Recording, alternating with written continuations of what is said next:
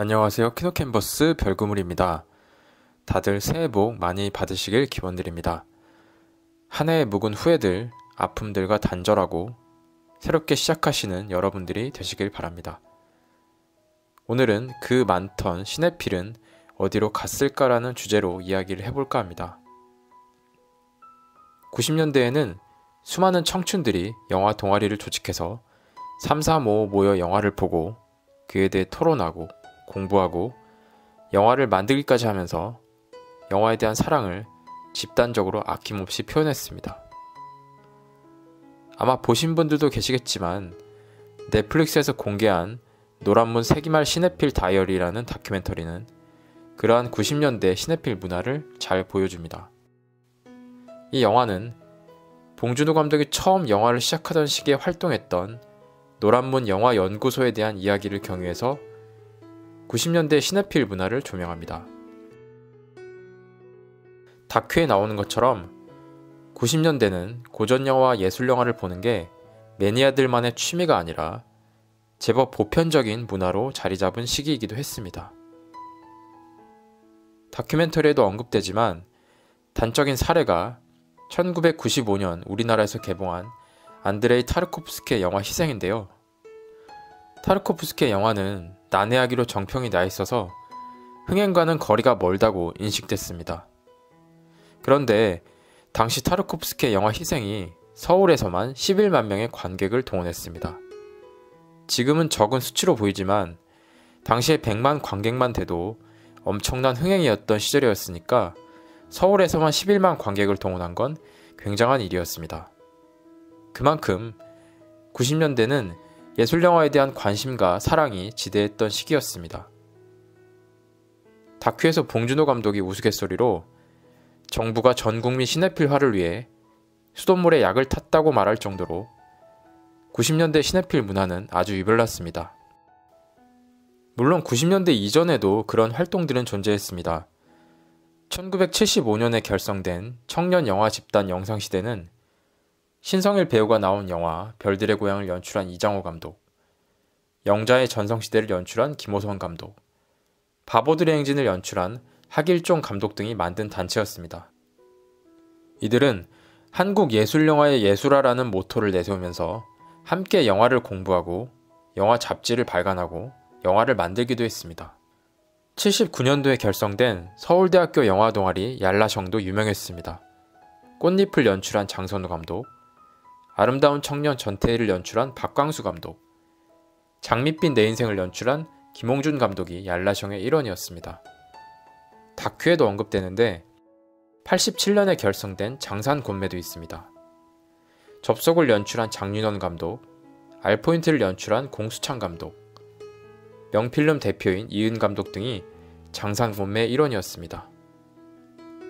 장산곤매가 만든 영화 파업전야는 노동자들의 투쟁을 다룬 내용 때문에 당시 노태우 정부가 상영을 막으려고 애쓰는 등 그야말로 한 시대를 풍미한 작품으로 남아있습니다.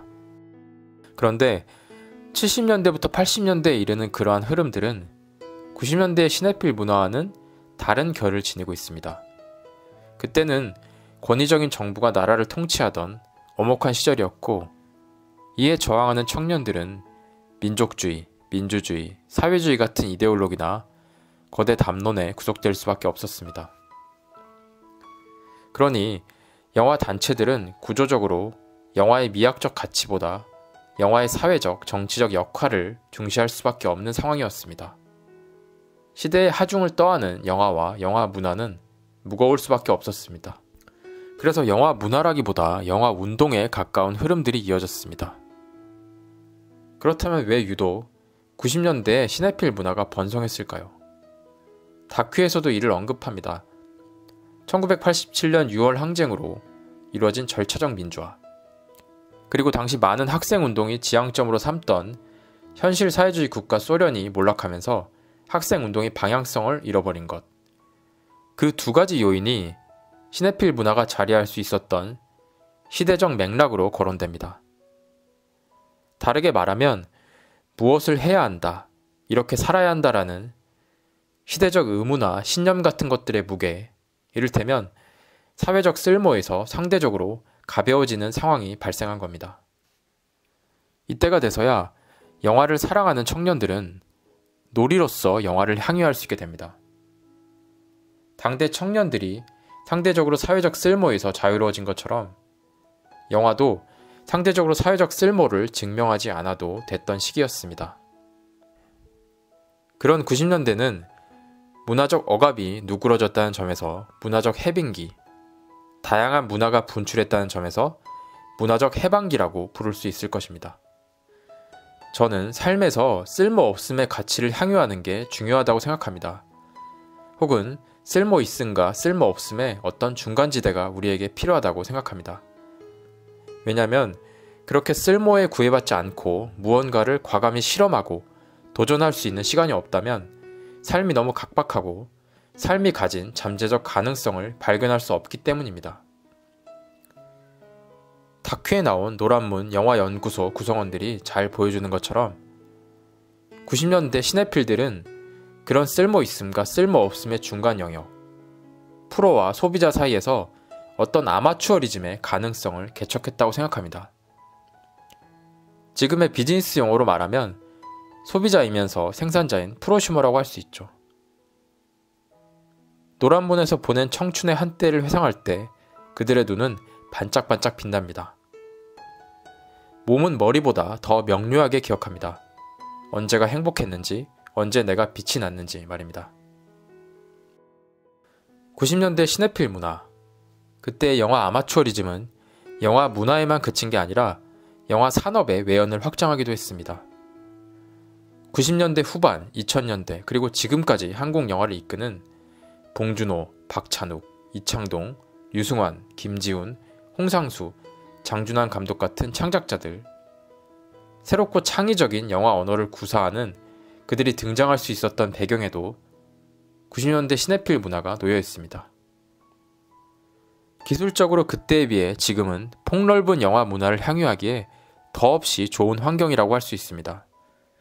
그때는 고전 예술 영화를 공부하려고 해도 영화를 구하는 것조차 쉽지 않았다면 지금은 그런 영화들을 OTT나 IPTV 같은 다양한 플랫폼에서 스트리밍이나 다운로드로 쉽게 볼 수 있는 시대입니다. 그래서 영화를 개인적으로 소비하고 또 그에 대한 글을 쓰고 영상을 만들면서 영화를 적극적으로 향유하는 사람들은 많이 늘어났지만 90년대처럼 얼굴을 마주하고 영화에 대해 이야기하고 대화하고 공부하는 문화는 많이 사라진 것 같습니다. 물론 영화를 개인적으로 향유하는 것도 좋지만 공동체적인 시네필 문화는 앞서 언급한 대로 여러 측면에서 여전히 필요합니다. 과거에는 청춘들이 사회적 쓸모를 증명해야 했다면 이제는 일종의 개인적 쓸모, 그러니까 개인의 능력과 경쟁력을 증명해야 하는 무한 경쟁 시대입니다. 과거와는 다른 종류의 시대적 하중이 또 다른 무게로 오늘날 청춘들의 어깨에 지워져 있는 것 같습니다. 영화에 대해 이야기하고 대화하는 여유조차 사치처럼 느껴질 정도로 바쁜 일상을 살아갑니다. 그럴수록 90년대 청춘들이 그랬듯이 영화를 매개로 쓸모없음의 가치를 향유하고 쓸모와 쓸모없음의 중간지대에서 함께 어떤 가능성을 도모해보는 삶의 실험들이 더욱 중요하다고 생각합니다. 그런 의미에서 친구들과 모여서 혹은 다양한 취향 커뮤니티 활동을 통해 최근에 인상 깊게 본 영화나 고전 예술 영화에 대해서 이야기꽃을 피워보시는 건 어떨까요? 오늘 이야기는 여기서 마치겠습니다. 감사합니다.